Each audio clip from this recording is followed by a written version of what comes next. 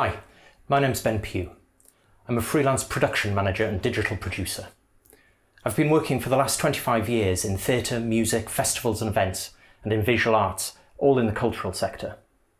For the last 10 years or so, I've been developing a practice in digital work, capturing theatre and events, and creating short films for artists and cultural organisations. I'm pleased to have been brought in by Unlimited to share some of the things I've learnt over the years, and hopefully give you some prompts and ideas and some questions that you could be asking to kickstart or progress your digital practice. This is the first of 3 short films exploring the subject of capturing and creating work to share online. The 3 films are broken down into these subjects. The first one, this one, is going to be starting to look at what and why, but more on that later. The second film goes on to think about stagecraft and will include things like the framing of your work or setting, where you'll be filming and recording. It'll be thinking about props and dressing and how to use them. We'll look at some ideas around lighting and sound and some things to try and some things to avoid.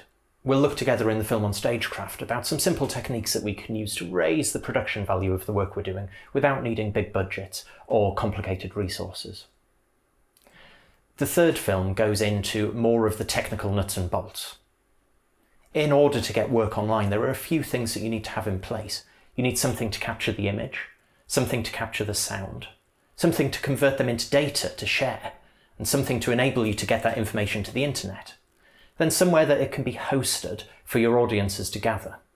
In the third film, we'll share some ideas about different setups that you can use to capture your work, depending on what level you're at in your digital practice and what resources you have available. We'll start out by looking at a very basic smartphone setup and go through a series of options all the way up to bringing in a full team to do a multi-camera shoot. But back to this first film for now. We're going to be looking at some of the questions today that you should be asking yourself and your team before you embark on planning any digital work. Before you start thinking about the setting and the stagecraft, the tools and the technology, you need to get really clear on what it is you're going to do and also why. Answering these questions will help inform the technical choices that you're making further down the line. So let's start off with the first question. How do you want to engage with your audience? You need to think about what's particular about your practice, about your work, what makes it important and unique, and then think about how that could be re-engineered or reimagined for an audience watching on a small screen. What are the things that motivate and inspire you as an artist? And what are the things that drive you to create? And are they things that still work if you're moving away from the comfortable and familiar environment of live spaces, galleries or theatres? Taking your work online might simply be about building a new audience, although it could be about enabling people who aren't able to see your work live to participate. It could also be about growing the geographical reach of your work and finding new audiences in new locations. All of those are very legitimate reasons for creating work online, but as an artist you need to ask yourself first if my work translates in a way that doesn't compromise the message and the meaning. Once you're satisfied that you can keep hold of that uniqueness and identity and still share your work online, there's some questions to be asked to help you define how you're going to share. So let's start out with this. Is it important that your work is viewed live? There are many reasons why this might be an important aspect of the work. The work might be time-based or spontaneous. It might be referring outside itself to what's going on in the world at the moment. Another reason why you might want to be sharing your work live is that your audience watching them are able to engage live in that moment together, whether it's posting comments or chatting online or any number of more innovative, interactive ideas. This might be more relevant if the work that you're sharing is in development or part of an R&D project, where the views of a range of people can help shape and define the future of the project. There's all sorts of ways that people can engage, particularly in a live event. Many years ago now, I did a live stream for a piece of forum theatre by Cardboard Citizens. In forum theatre, the audience are able to take the part of the protagonist on stage and try and change the course of events as they play out. It's very often a platform for exploring issues around social change and justice, that sort of thing. On this occasion, we had an online chat running alongside the live stream So the audience at home were able to feed into that forum theatre process. They were able to comment, and then someone in the room would pick up those comments, take the stage for them, play out those new ideas and see if they could change the course of events for the protagonist in the play, just as the audience in the theatre could. Streaming work actually live at that moment adds an extra layer of complexity in terms of the resources needed and the technical support and perhaps even the team needed to do it. So the next question to ask is, could you pre-record something and play it out as if it's live? This potentially would still allow audiences to interact and engage with each other and with you as an artist in a chat, posting comments, getting involved in discussion. But of course, the work is predefined and predetermined end. It would just run its course as it was filmed. It isn't quite interactive in the same way.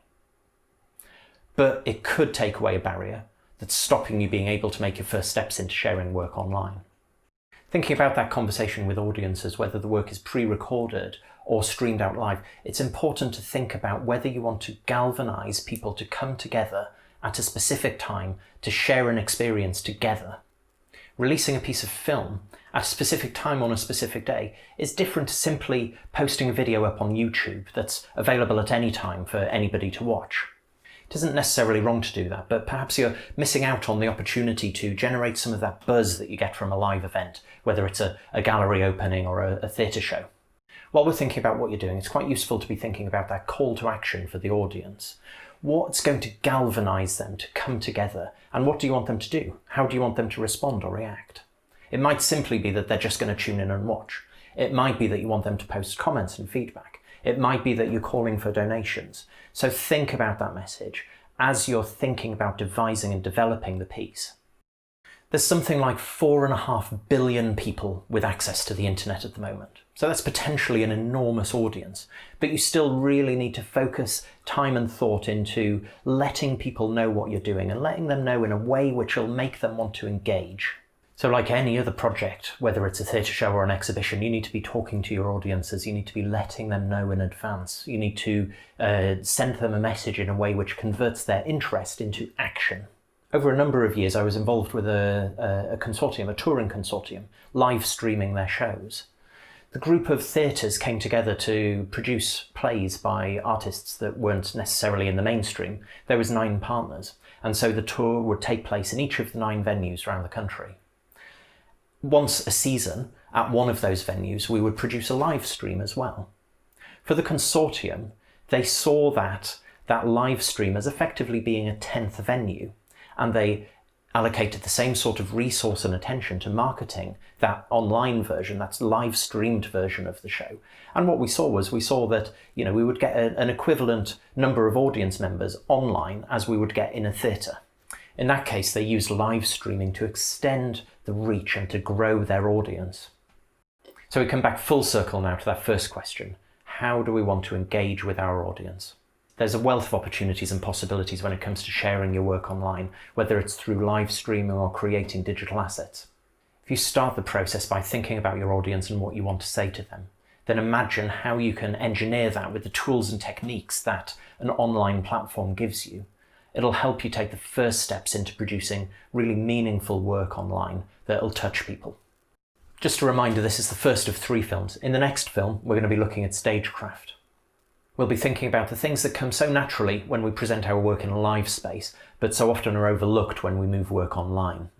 I really hope that some of the things we're talking about in these films will help you reflect a little on your practice and perhaps become a bit more confident when you're taking the first steps into sharing your work digitally.